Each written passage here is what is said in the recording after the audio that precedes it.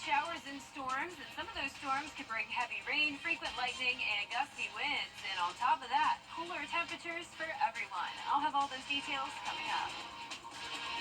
Right now on News Channel 6 at 7, the city will soon be home to a new manufacturing company. We'll have a look at the plans announced by Governor Brian Kemp. And public input on a major construction project in downtown Augusta, what concerns people in the area, and what they say about the project as your News at 7 starts now. Live from Television Park, this is WJBF News Channel 6 at 7. Good evening, everyone. You're watching News Channel 6 at 7. I'm Dee Griffin. Thanks so much for joining us.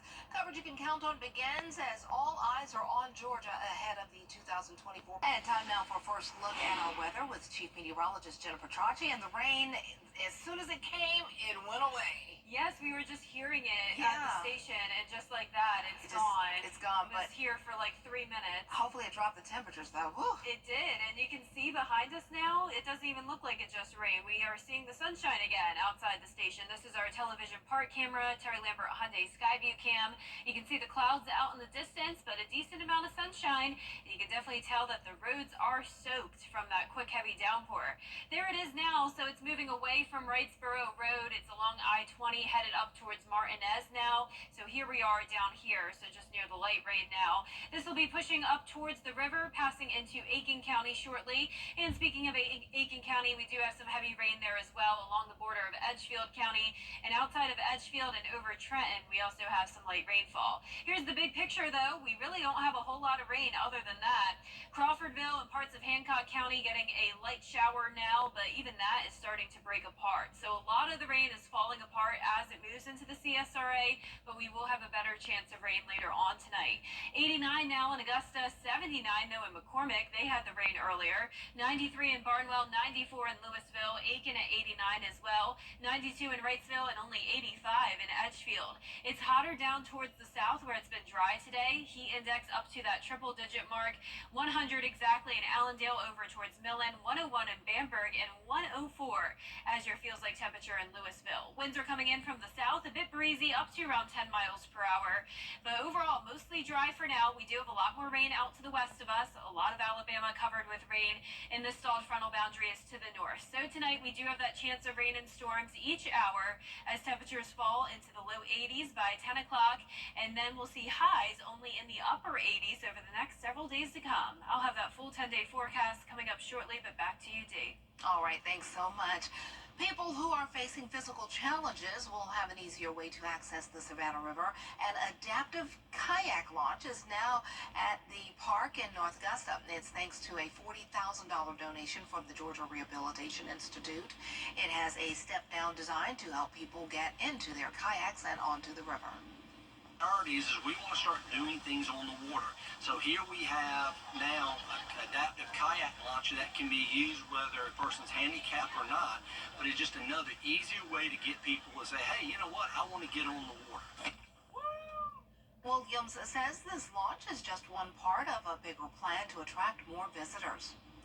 Tonight, the Augusta Coliseum Authority is holding a meeting. Members heard updates on the construction projects at the Augusta Entertainment Complex, including the new James Brown Arena.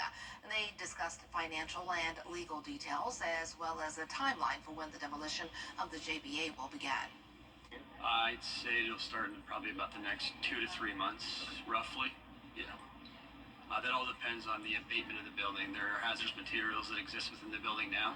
Those do need to be abated before you actually do begin demolition. Okay. So it all depends on that timing. Great. And you may recall the Bell Auditorium reopened in June, and leaders say they're excited to put on more events for the Augusta community.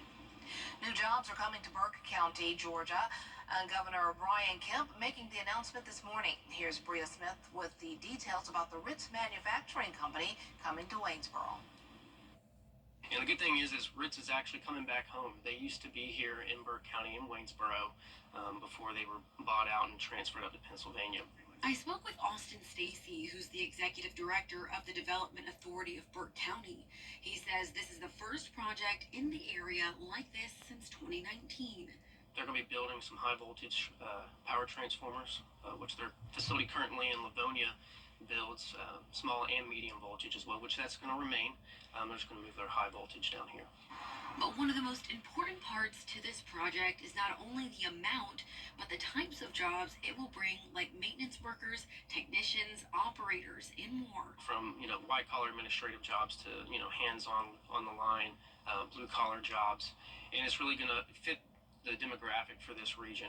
And with the recent installations of Plant Vogel's Units 3 and 4, Stacy tells me he believes Burke County is a place people in the industry want to get to. Burke County has kind of positioned ourselves to be an energy capital, whether that be nuclear energy or even transformers, anything energy adjacent related.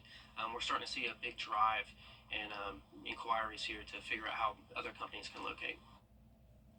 Operations are expected to begin by late 2025, and if you're interested in becoming a part of the team, more information on careers can be found on our website, WJBF.com.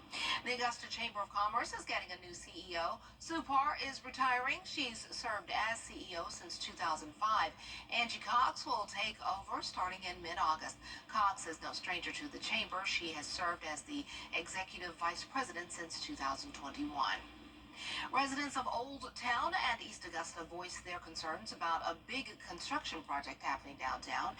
It involves removing some of the sidewalks and cutting down lots of trees along Telfair Street, including a crepe myrtle that's been dubbed a state champion for its size and age.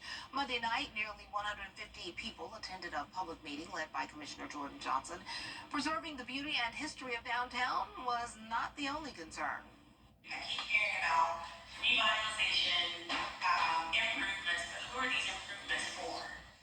Because when we talk about East Boundary, we just got our storm drains and everything fixed, and we have a wonderful sidewalk, thank you, that we've been waiting on since 1965, okay?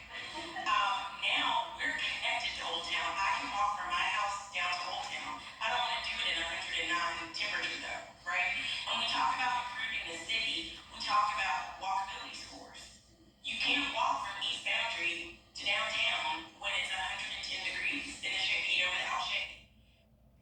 City leaders will present all questions and concerns at the next committee meeting on July 30th. Commissioner Johnson says additional public meetings are forthcoming. The planned tree removal has stirred up a lot of passion in Augusta and now may lead to a new city department. For years, Augusta has been recognized as Tree City USA, even though recent road projects have resulted in dozens of trees being removed. Well, this has Mayor Garnett Johnson saying it's time Tree City USA Augusta had a full-time arborist on staff. Certainly needs to be corrected. Not only do we need an arborist, we need a trees and landscape department. So I'm going to continue my advocacy for that. To make sure that it's put in the 2025 budget. As you know, Augusta is Georgia's second oldest city, and we certainly need it. But Mayor Pro Tem Brandon Garrett doesn't think there is enough tree work in the city to have full-time arborists. Well, coming up, after days of being heavily criticized by both sides of the aisle, the Secret Service director has resigned. We'll have the latest in the case after the break. Hey there, Georgia. I'm John Crow with your cast. And we are entering a cooler and wetter weather pattern with scattered showers and storms possible each day, along with the temperatures going down into the 80s. I'll have all those details after the break.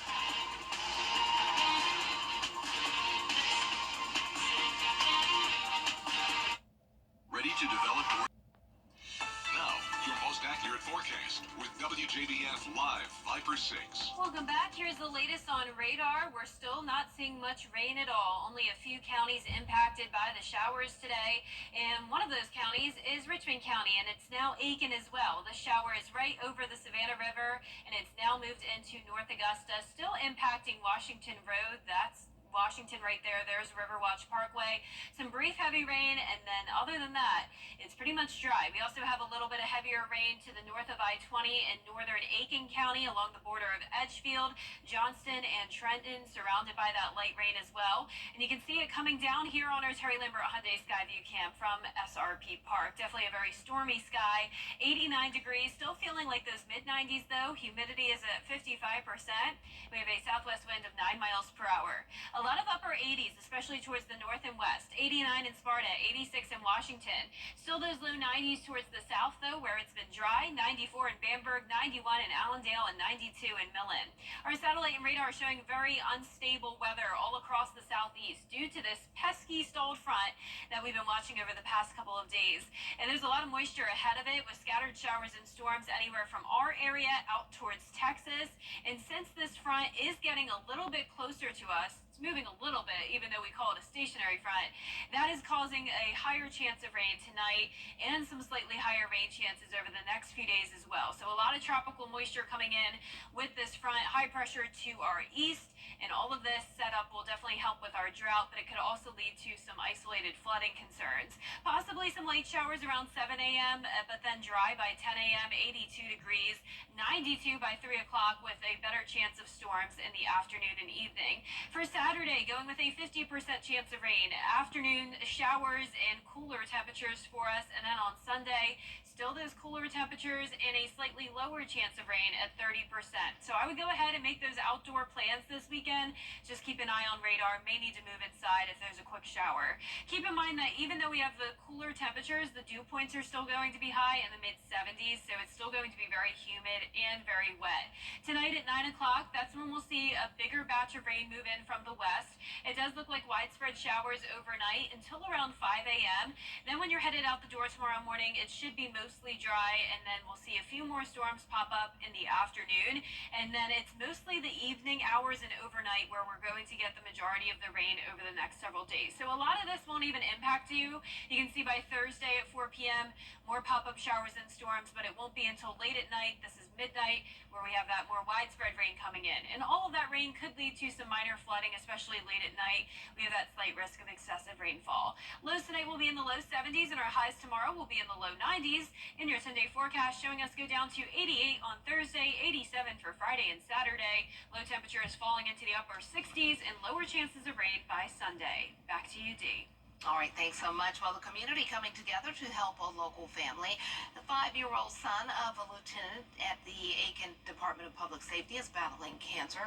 Joey O'Connor was diagnosed with leukemia a week after his 5th birthday in June. After a nearly 4-week stay at the Children's Hospital of Georgia, Joey is back home but still has to undergo treatment for 3 more years. Friends, family, and staff at ADPS have pitched in to make this journey as smooth as possible for the family, but as you can imagine, the medical bills are adding up. We don't like to ask for help, especially when there's so many people in our community that need help. But that being said, we also were not expecting to have this diagnosis. If there is anything left over, our plan is to just donate that money to another child with a similar diagnosis of Joey or to leukemia research. Joey will have some more blood tests on Friday, and we have a link to their GoFundMe page. Just go to our website, WJBF.com. Any help will really be appreciated. Well, still ahead, a CEO of a popular AI company conducted an experiment with free money, and the results may surprise you. We'll have the story after the break. At Universal Plumbing. It's hot outside and the deals inside Weinberger's Furniture are even hotter. It's time for Weinberger's Summer Savings. Oh, you mean people want more top quality, famous brand furniture at sale prices too low to mention? Exactly. That's good news for all of Middle Georgia. Our floor samples are at great discounted prices. Save now on bedroom, dining room, living room, home office, and patio furniture. Don't miss these summer savings now at Weinberger's Furniture and Mattress Showcase. A new sport may be gaining popularity. It's called Disco Foot, and it uses the traditional rules of soccer, but players combine the match with a pre-established choreography. The number 1 rule is no running. The only way to play is to dance. Each team is assessed by a panel of judges who awards points the same way as a figure skating competition. The aim is not only to score goals, but to be as creative as possible. Well, it looks like fun. Is this for real, though? It looks like it's for real, but I mean, it makes you laugh, definitely. Everyone can go and get a good laugh. Yeah, the girl's spinning around. And twirling, and she's twerking. Oh, Okay. wow. Okay. Okay. Okay, girl. Whoa, it's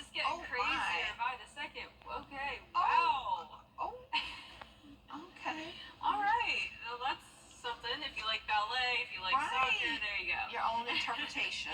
Our 10-day forecast showing a 60% chance of rain Wednesday, Thursday, and Friday. Low 90s still tomorrow, and then upper 80s over the next several days to come, even into next week. All right, well, that's our time for now. Thanks so much for joining us. We're always with you at WJBF.com. Entertainment Tonight is next. I'm Austin